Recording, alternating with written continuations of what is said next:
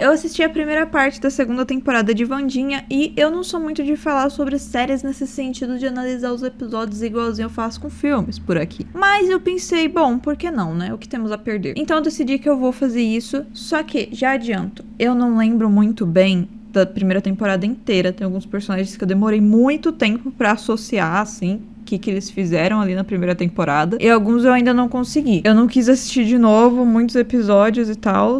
Então eu vou aqui com as minhas percepções a partir de ter assistido a segunda temporada agora, muito tempo depois de ter assistido a primeira. Para começar, eu amei a vibe meio terror comédia padrão do primeiro episódio ali da temporada, quando a Wandinha vai atrás do serial killer, sabe? Eu achei o humor desse começo do episódio muito bom. Eu não sei, eu gosto muito disso nos filmes, sabe? Esse padrãozinho terror comédia. Então, isso acabou fazendo com que esse primeiro episódio fosse o meu episódio favorito da temporada, viu? Preciso dizer que ele é o meu episódio favorito. Não tem como vencer esse episódio. Eu vou comentar aqui alguns pontos específicos que eu acho que parecem importantes. Eu não vou falar sobre a temporada inteira, porque daí seria um vídeo de, sei lá, 4 horas de duração. E a gente não quer isso, então eu vou tentar dar uma resumida. Para começar, quando o Ajax, eu não sei se é assim que fala o nome dele, o Ajax, então, o Ajax, vamos falar assim, começou a contar aquela história do garoto com o coração de relógio lá e pá, eu já sabia que isso ia ser algo importante. Tem aquele quê de coisa que parece que jogaram ali, sabe, só pra encher linguiça, mas sempre que tem esse negocinho assim, nesse tipo de série, a gente sabe que vai ser explorado melhor depois. Só que no começo, o que eu pensei? Eu achei que ele não tinha morrido, e sim que ele tinha forjado a própria morte, e que, na verdade, ele era o diretor da escola, que é um songo-mongo, que, assim, eu não acho que tenha alguém no mundo com a capacidade de ser tão besta quanto ele tenta se vender ser. E a gente vê que ele não é mesmo, né? A gente vê alguns traços ali de que ele é uma pessoa bastante minuciosa, e ele tenta vender aquela imagem, eu acho, pra ninguém prestar muita atenção nele mesmo. Só que pouco tempo depois a minha teoria já foi pro brejo, porque a gente vê que na real ele morreu mesmo na cena em que o irmão da Wandinha acaba revivendo o zumbi dele, que por sinal, toda vez que se alimenta, ele meio que se regenera um pouco, então imagino que em dado momento ele vai voltar à sua forma total. E como ele era uma pessoa muito inteligente, porém meio ambicioso de um jeito ruim, eu acho que ele ainda vai ser um grande problema na segunda parte da temporada. Assim, acho que ainda vão explorar ele melhor e a gente vai entender um pouco mais, porque ele tem uns ganchinhos ali que você vai pegando. Por exemplo, ele era amigo do Augustus Stonehurst, que é um personagem que eu vou comentar um pouco mais pra frente, mas que foi um personagem que, apesar de não ter uma importância tão grande, foi uma chavinha ali pra algumas descobertas da temporada. Um ponto interessante que pode ter sido assim só uma coincidência, mas que eu notei que talvez não existam coincidências, é que no momento em que o irmão da Wandinha vai reviver o zumbi, ele só revive o zumbi porque na hora que ele vai olhar pra árvore ali que supostamente esse zumbi estaria enterrado, que até então a gente ainda não tinha certeza se era só uma história ou não, ele leva um susto de um corvo. E os corvos, eles são ali a grande cara do mistério desse começo de temporada, e eu acho que talvez isso não tenha sido apenas uma coincidência. Eu acho que foi tudo planejado ali. Posso estar colocando importância demais nesse momento, mas eu acho que de alguma forma isso foi planejado pra assustar ele e ele reviver o zumbi daquela forma, que é quando ele cai no chão e ele meio que dá um choque no chão e aí o zumbi simplesmente aparece. Pode ser que não, pode ser que eu esteja errado, pode ser porque eu dou muita importância pra momentos minúsculos. Pode ser. Mas a gente tem essa teoria aí. Não sei. Só que ao mesmo tempo também essa teoria toda não faz sentido ter sido planejado pela grande vilã que é revelada no final da temporada. Então se fosse algo assim, seria algo obra de outra pessoa, eu acho, né? A gente também tem ali a apresentação de novos personagens, como a Agnes e as fãs da Wandinha, que tem uma importância bem pequena, mas a Agnes, ela tem uma grande importância sim, porque ela ajuda ali a Wandinha em grande parte dessa investigação, que é a investigação sobre as mortes ali das pessoas que os cadáveres simplesmente aparecem sem os globos oculares, que no caso são o Carl, que é um detetive ali, que é amigo do ex-xerife Galpin, que é o pai do Tyler, que foi o vilão na primeira temporada, junto com a Marilyn, que controlava ele. O que acontece é que o ex-xerife, ele tem uma informação ali que a vilã dessa temporada, dessa segunda temporada, não queria que ele soubesse, não queria que vazasse pra mais ninguém. Além disso, outra coisa importante é que logo no primeiro episódio dessa temporada, a Wandinha, ela tem uma visão ali que a Enid morre e que isso seria culpa dela. Então, isso é uma parte que guia muito a Wandinha nessa investigação, né? É o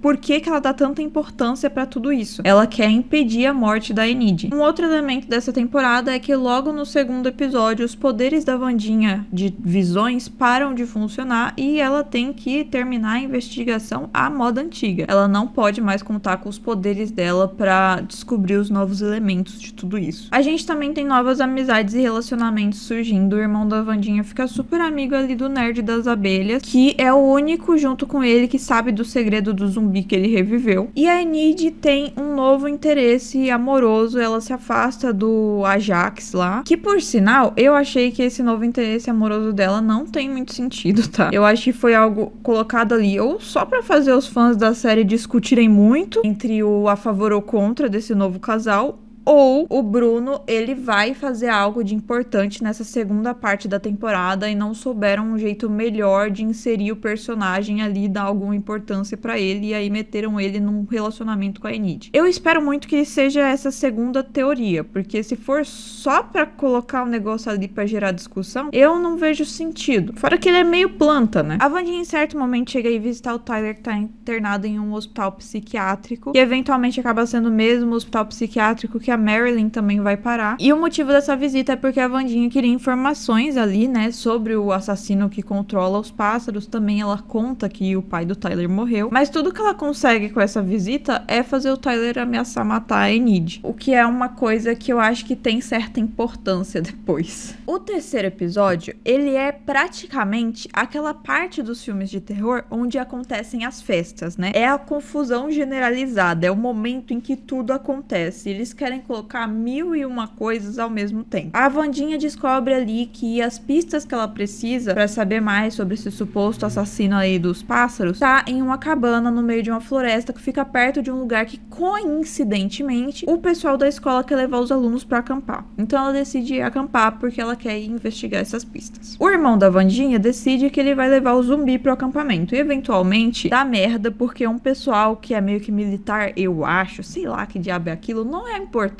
Eles reservaram um acampamento no mesmo dia que o pessoal da escola da Wandinha, só que eles não ficaram muito felizes que eles perderam o desafio lá proposto pra decidir quem ia ficar e quem ia voltar pra casa. Então eles resolvem que eles vão tomar o acampamento de volta e consequentemente, eles acabam... Bom, um deles acaba morrendo pro zumbi e libertando o zumbi também nesse processo. E daí vira uma confusão generalizada, mas tudo dá certo no final das contas. O pessoal pega o zumbi e consegue levar ele pro mesmo hospital psiquiátrico que o Tyler tá internado. Essa foi a minha tentativa de explicar tudo muito rápido. Eu espero que a minha dicção tenha ficado entendível. Em paralelo a isso, a Wandinha, ela vai atrás da pista dela, né? E ela encontra praticamente um murder board, sabe? Aqueles quadro que a polícia faz pra fazer investigação. Então, nessa cabana aí escondido. E nesse quadro, além do nome Lois, bem lá em cima, assim, vermelho, em letras enormes, também tem recortes de várias matérias de jornal sobre outcasters que morreram. E, coincidentemente, são pessoas que foram internadas no mesmo hospital psiquiátrico que o Tyler tá. Tudo leva pra esse hospital psiquiátrico. Então, né, a Wandinha, eventualmente, ela percebe que ela vai precisar investigar lá dentro. Mas a gente já chega lá. Lembra que eu falei que a Marilyn também, eventualmente, ia estar nesse hospital? Então, eventualmente, ela é transferida pra lá pra ajudar as pessoas a controlarem o Tyler. Porque eles não conseguem fazer isso por conta própria. Porque eles meio que tentam ali, eles falam reabilitar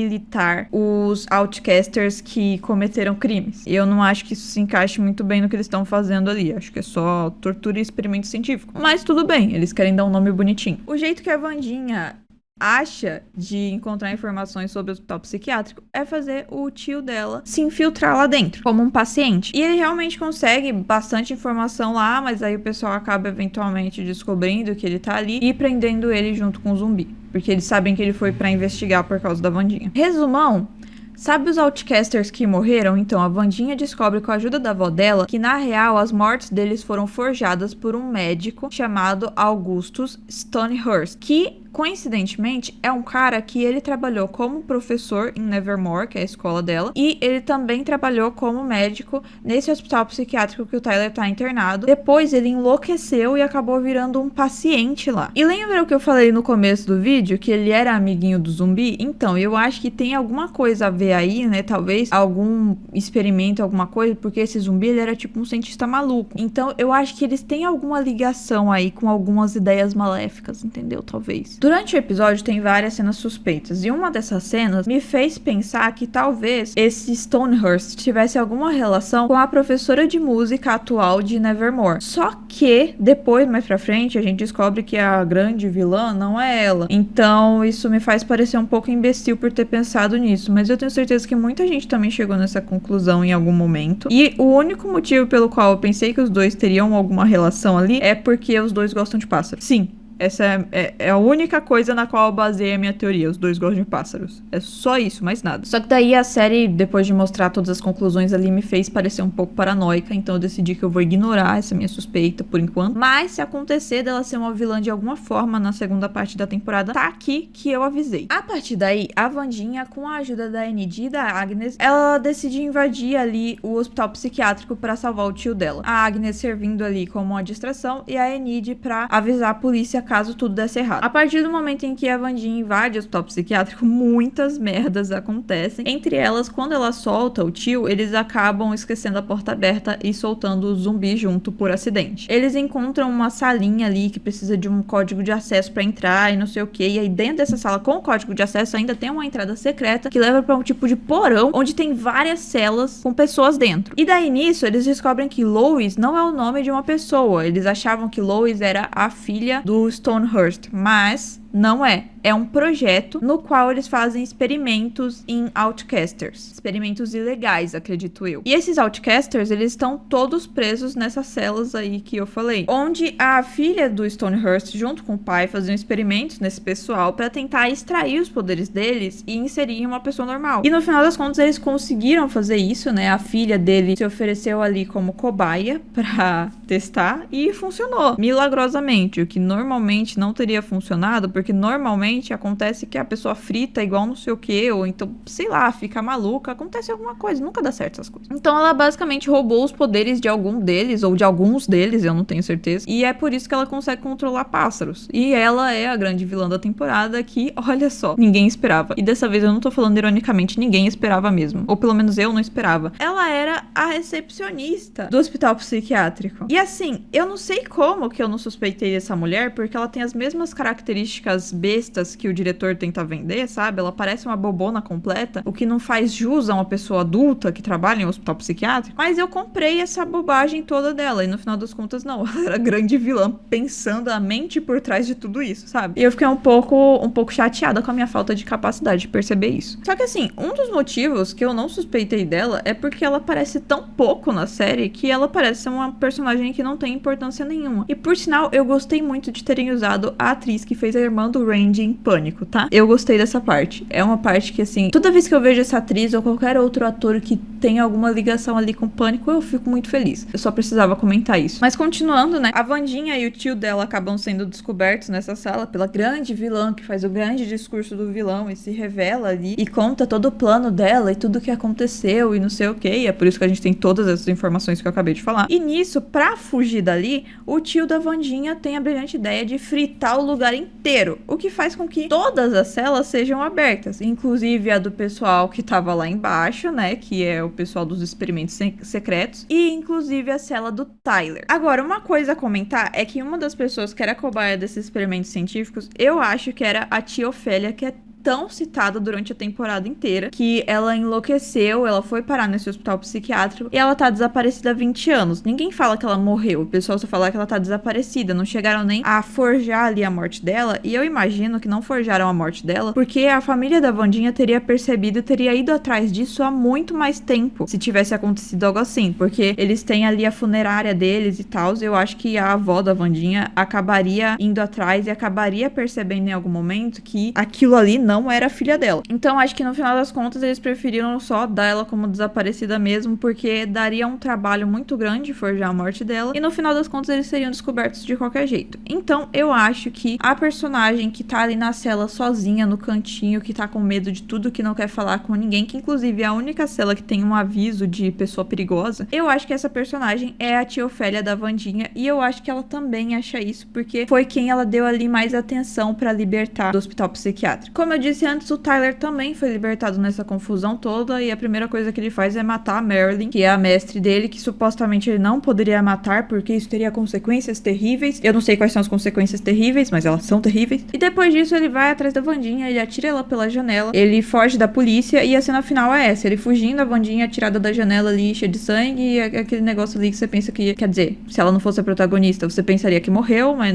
não morreu, ela é a protagonista. E ela é a Wandinha, é obviamente que ela não morreu. Agora, opiniões. Eu acho que no final das contas, talvez a Wandinha tenha sim piorado as coisas, como a mãe dela fala pra ela em algumas cenas, né? Eu tô aqui levando em consideração que você assistiu a série, então eu tô falando algumas coisas meio soltas, mas que quem assistiu a série vai entender. Então, eu acho que no final das contas a Wandinha piorou sim, de alguma forma, a situação, porque todos esses mistérios, apesar de terem a ver ali com os Outcasters, eu acho que em nenhum momento eles estavam diretamente relacionados com ela. Ela se meteu na situação, e daí, no final das contas, ela acabou virando foco pra ela quando ela libertou o Tyler, que é uma pessoa que realmente tem um problema com ela e que prometeu pra ela que vai matar a Enid. Então eu acho que agora, nesse momento, é o momento em que a vida da Enid finalmente tá em risco. E que se a Wandinha não tivesse ido atrás dessa situação toda, a vida da Enid jamais estaria em risco. O Tyler não teria se soltado e nada disso teria acontecido. A gente tem ali algumas perguntas que são apresentadas durante a série, algumas são respondidas e outras não. Como, por exemplo, as visões da Wandinha com as lágrimas pretas que ela tem, e qual é a relação disso com a tia Ofélia, que também tinha essas lágrimas pretas quando usava os poderes. E foi explicado, né, que a tia Ofélia ali, ela usou tantos poderes que ela chegou à exaustão e ela acabou enlouquecendo por causa disso. E daí a Mortícia achava que a Wandinha poderia ter os mesmos problemas porque ela tava tendo ali as mesmas lágrimas pretas e não sei o que, papapá.